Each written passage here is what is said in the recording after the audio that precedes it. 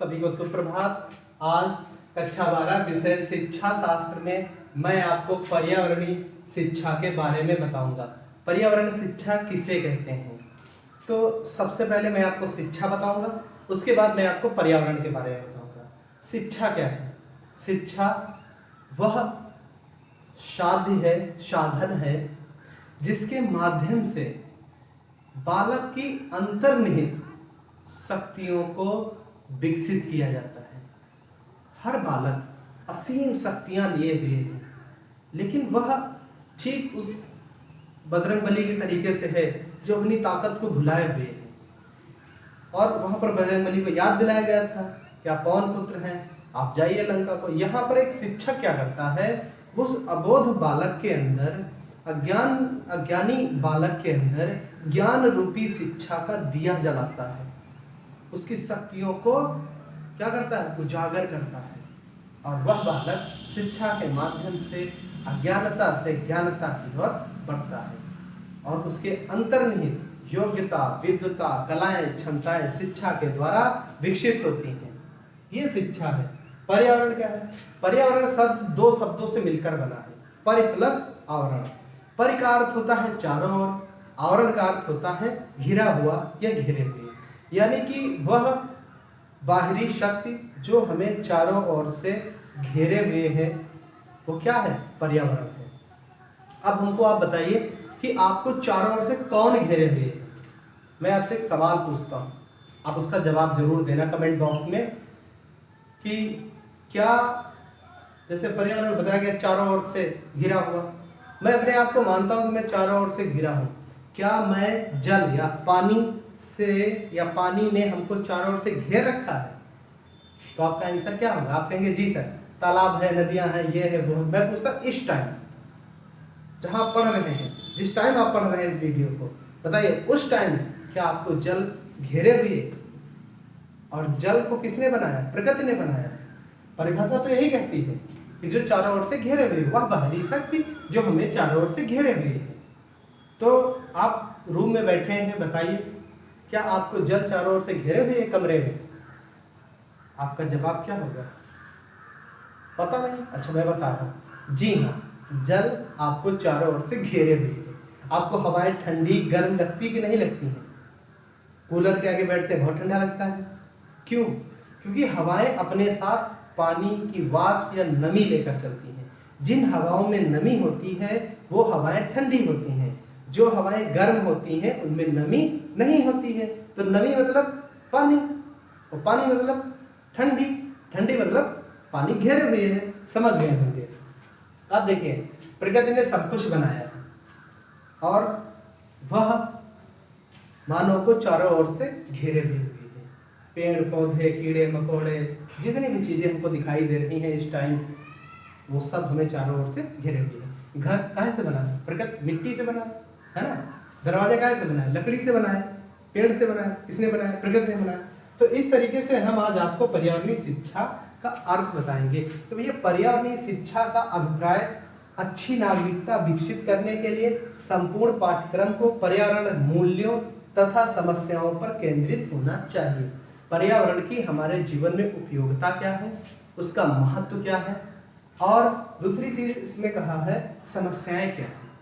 तो पर्यावरण ने मानव को सब कुछ दिया है, पेड़ पौधे, मिट्टी, हवा, वायु, सब कुछ दिया है। मानव अपने स्वार्थी स्वभाव होने के कारण सभी चीजों का दोहन करने लगा है, अपनी अनंत इच्छाओं को पूरा करने के लिए दोहन करने लगा है। ठीक है, आप देखिए गाड़ियां सबके पास हैं, क्या कर रहे हो? कार्बन डाइऑक्साइड फैला रहे हो।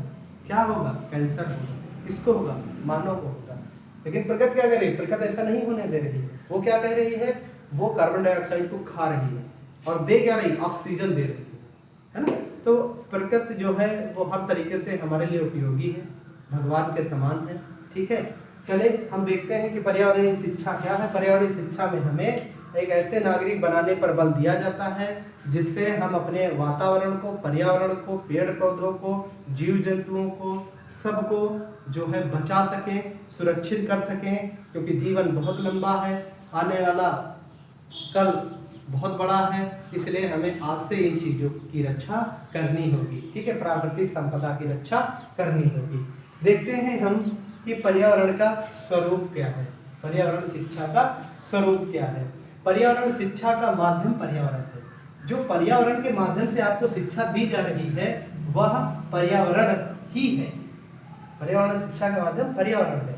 भाई हम जहाँ रह रहे हैं, जिस विद्यालय में पढ़ रहे हैं, ठीक है, यह विद्यालय नहीं बनता, इस तरीके से इतना अच्छा खूबसूरत विद्यालय नहीं होता है, किसके बदौलत है? पर्यावरण के। मिट्टी हमें किसने दिया? पर्यावरण ने दिया।